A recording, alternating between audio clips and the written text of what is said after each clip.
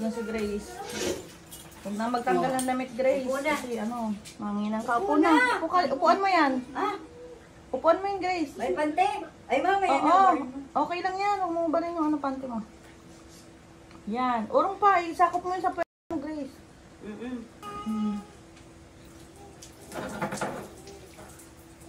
Ganyan. Para ano, pag bagong panganak, pinaliliguan mo na yan ng mga dahon-dahon.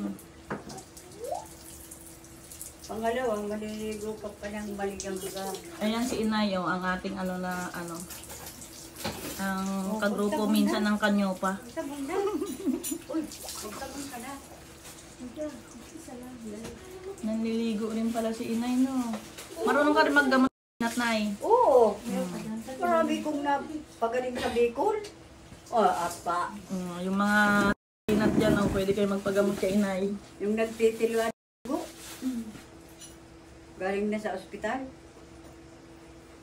Bilisan mo lang pag ano, Grace. Dalian. Bilisan mo at unang ligo mo yan. Kahit hindi masyadong makasabon ng ayos. Sabunin mo na yung Basta ano, paligo ka. Madali lang.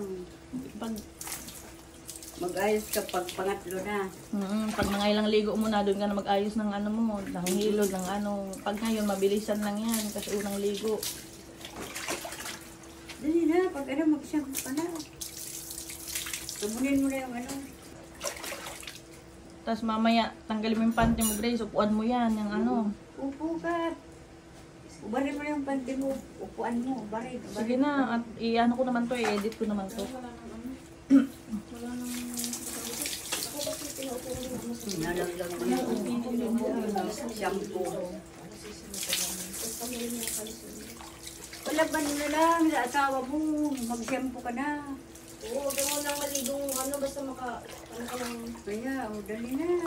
Basta lang makaligo ka ng ano. Shampoo na.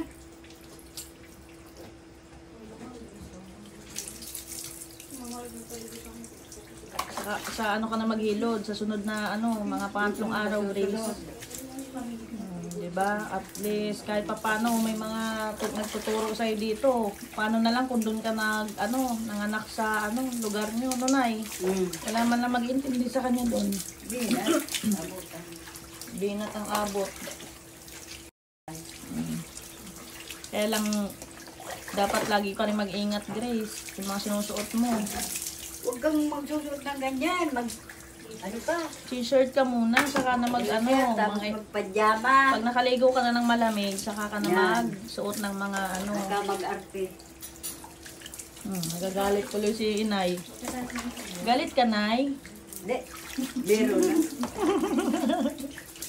Pinapayuan ka lang. Asliwan na.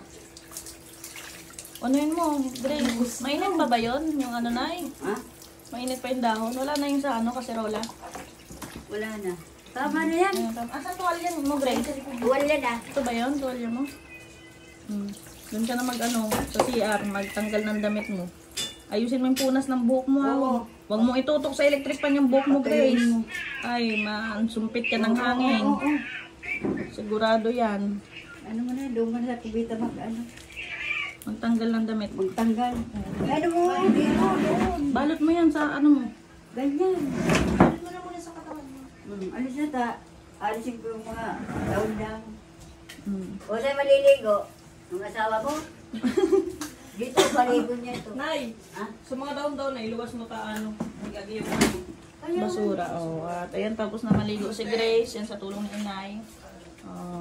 Yan, salamat, Nay. Paliguan mo rin ako, Nay. Yun dyan. Nay!